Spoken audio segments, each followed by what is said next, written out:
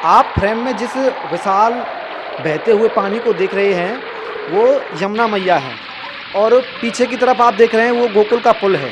और हम जिस स्थान पर खड़े हैं, जहाँ से मैं आपको ये पूरा किस्सा सुना रहा हूँ, वो नंद बाबा का घर है। और ये सामने उनके आंगन में उनके पीछे की तरफ से नदी बह रही है, यमुना नदी। और इसी नदी से होते हुए नंद बाबा भगवान श्री कृष्ण को जब उनका मथुरा की जेल में जन्म हुआ था, तो इसी नदी को पार करते हुए अपने इसी घर में लेकर आए थे जिसमें मैं खड़ा हूँ। पीछे की तरफ आप देखेंगे तो इसका आंगन है, और ये तमाम पत्थर लगे हुए हैं। जिन पत्थरों पर आप नाम देख रहे होंगे, ये नाम उनके हैं जिन्होंने इस पत्थरों को लगवाया है। ये अंदर की तरफ उनका वो महल है जहाँ नंद बाबा अपने परिवार के साथ रहा करते थे। और तमाम वो पुरानी यादें आप सजोने की कोशिश करें तो आपको पता लगेगा कि गोकुल में आज भी भगवान श्री कृष्ण की स्मृतियाँ बिल्कुल जीवंत हैं। उनको देखकर आपको लगेगा कि वास्तव में यहाँ भगवान श्री कृष्ण का सबसे जो छोटा स्वरूप है, जो बाल स्वरूप है, सखा स्वरूप है, ये यशोदा मैया की तस्वीर है। हाथ में भगवान श्री कृष्ण का बाल स्वरूप है, और ये आंगन है।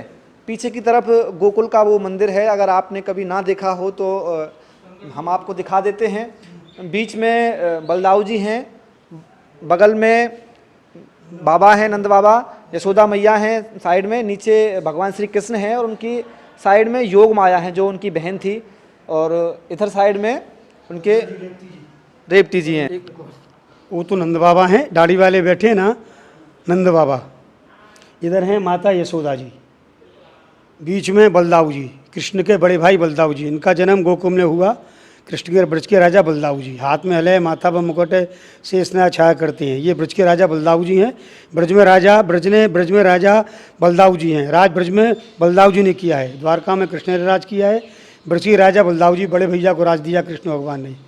ये बलदाऊ जी हैं, उनकी पत्नी रेवती जी हैं, जोड़ा का स्वरूप है। बंसी बजाते हैं भगवान कृष्ण भगवान, जो मथुरा में जन्म हुआ। वसुदेव जी लेकर के आए थे भगवान को, तो यहीं छोड़ गए थे। ये उनकी बहन है योग माया, जो रात को 12 बजे वसुदेव जी लेकर के आए थे भगवान को, तो यहीं पर छोड़ गए थे योग माया को, और कृष्ण भगवान को यहाँ पर से ले गए थे। और ये बाल कृष्ण है जो सूप में धर के लाए थे भगवान को। ये बाल कृष्ण का दर्शन है, भगवान को झूला में झूलते हैं भगवान। ये पूरा नंद परिवार, यह दर्शन आपको यहीं मिलेगा ब्रज में। 84 कोष ब्रज में 84 कोष में आपको पूरे परिवार का दर्शन ही मिलेगा। भाभी बहन भाई सब पूरा परिवार नंद बाबा का ही दर्शन है। राधा जी नहीं है यहाँ पर? राधा जी नहीं है। राधा जी बरसाने यहाँ पर गांव है, रावल गांव, वहाँ पास में दूध दही बेचने आती थी। लेकिन राधा जी यहाँ पर गोकुल में नहीं आई हैं।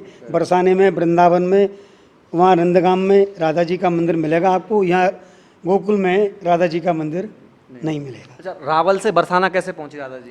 रावल से बरसाना इसलिए पहुँचे कि जब राक्षस आने लगे गोकुल में, कृष्ण को, कंस को मालूम पड़ गया कि बालक जन्म हुआ है, तो उन्होंने आदेश दिया कि जितने भी बालक हैं गोकुल में, छोटे छोटे अभी जन्म के, उनको सबको मार दिया जाए।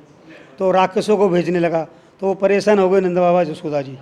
तो उन्होंने नारद जी से प्रार्थना की, नारद जी हम क्या कहें, हम तो बड़े परेशान हैं। हर को कभी कोई काकुसुर आता है, कोई बकासुर आता है, कोई गाड़ासुर आता है, कोई भस्मासुर आता है। हम तो राक्षसों से परेशान हो गए।